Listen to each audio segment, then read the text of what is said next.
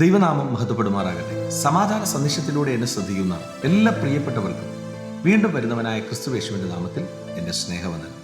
1 തെസ്സലോനിക്യ ലേഖനം 5-ാം അധ്യായം അതിൻ്റെ 16-ാമത്തെ വാക്യം, എപ്പോഴും സന്തോഷിപ്പിൻ, ഇടവിടാതെ പ്രാർത്ഥിപ്പിൻ, എല്ലാറ്റിനും സ്തോത്രം ചെയ്യുവിൻ, ഇതല്ലോ നിങ്ങളെക്കുറിച്ച് ക്രിസ്തുയേശുവിൽ ദൈവേഷ്ടം. വചനം പറയുകയാണ്, എപ്പോഴും സന്തോഷിക്കണം. വല്ലപ്പോഴും അല്ല, ജീവിതത്തിൻ്റെ ചില സാഹചര്യങ്ങൾ വരുമ്പോൾ മാത്രമല്ല. ദൈവവചനം നമ്മെ പഠിപ്പിക്കുന്നത് എപ്പോഴും സന്തോഷിക്കണം. ധന്യനായ പൗലോസ് പറയുന്നുണ്ട്, എനിക്ക് താഴ്ചയിൽ ഇരിപ്പാനും അറിയാം, എനിക്ക് സമൃദ്ധിയിൽ ഇരിപ്പാനും അറിയാം. ജീവിതത്തിൻ്റെ 2 തട്ടുകളെയും ഞാൻ ശീലിച്ചിട്ടുണ്ട്. ഈ 2 തട്ടും എന്നെ നിലനിർത്തുന്നത് ക്രിസ്തു എന്ന വലിയ മർമ്മമാണ്.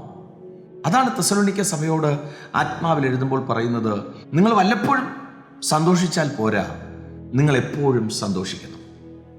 അടുത്ത് പറയുന്നത് ഇങ്ങനെയാണ്, ഇടവിടാതെ പ്രാർത്ഥിക്കണം. നമ്മളൊക്കെ ജീവിതത്തിനകത്ത് പ്രാർത്ഥിക്കാറുണ്ട്. ചിലരൊക്കെ പറയാറുണ്ട്, പ്രാർത്ഥിക്കാൻ പോലും പറ്റുന്നില്ല. കാരണം എന്തുവാ?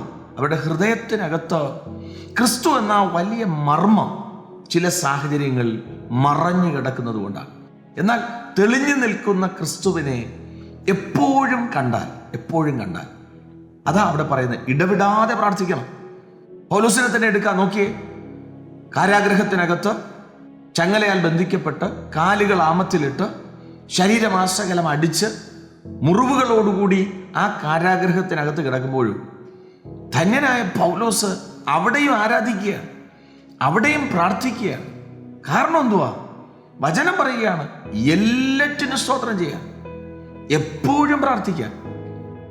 നല്ല സമയം വരുമ്പോൾ മാത്രമല്ല, സന്തോഷം വരുമ്പോൾ മാത്രമല്ല. കാരണം ദൈവവചനം പറയുന്നത്, ഇതാണ് നിങ്ങളെക്കുറിച്ച് ക്രിസ്തുയേശുവിൽ ദൈവേഷ്ടം. ദൈവത്തിൻ്റെ ഇഷ്ടം എന്ന് പറയുന്നത് നമ്മുടെ ജീവിതത്തിനകത്ത് വരുന്ന പ്രതികൂലത്തിലും കർത്താവിനെ സ്തോത്രം ചെയ്യണം, ദൈവത്തെ സ്തുതിക്കണം.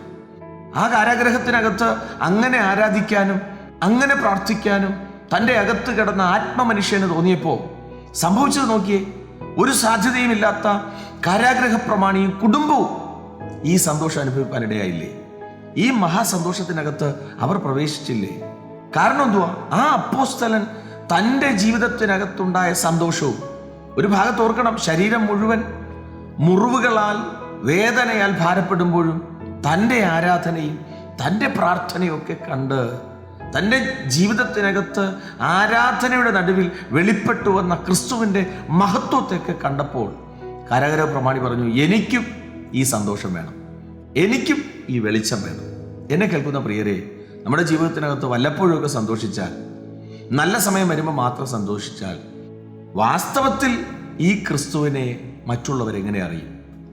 നമ്മുടെ പ്രതികൂലത്തിലും നമ്മൾ ദൈവത്തെ ആരാധിക്കുമ്പോഴാണ് മറ്റു മേഖലകൾക്കകത്ത് നിൽക്കുന്ന പ്രതികൂലങ്ങളിലൂടെ കടന്നു പോകുന്ന വ്യക്തികൾക്ക് നമ്മെ കാണുമ്പോൾ ഒരു സാക്ഷ്യത്തോടെ പറയാൻ പറ്റണം, ഓ, ഏത് സാഹചര്യം വന്നാലും അവർക്ക് സന്തോഷമാണ്, കടഭാരം വന്നാലും അവർക്ക് സന്തോഷമാണ്, രോഗം വന്നാലും അവർക്ക് സന്തോഷമാണ്. കാരണം എന്തുവാ?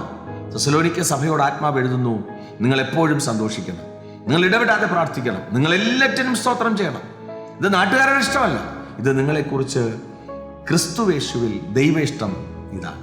ഈ സന്ദേശം കേൾക്കുമ്പോൾ എന്നെ കേൾക്കുന്ന പ്രിയരെ, നമ്മുടെ ജീവിതത്തിനകത്ത് എപ്പോഴും പ്രാർത്ഥിക്കാനും ദൈവസന്നിധിയിൽ കർത്താവിനെ മുറുകെ പിടിക്കാനും ഒക്കെ, കഷ്ടതയിലും സ്തോത്രം ചെയ്യാനൊക്കെ ദൈവം കൃപ ചെയ്യട്ടെ. വിശ്വസിക്കുക, പ്രാർത്ഥിക്കുക. ദൈവം വിശ്വസ്തൻ. God bless U.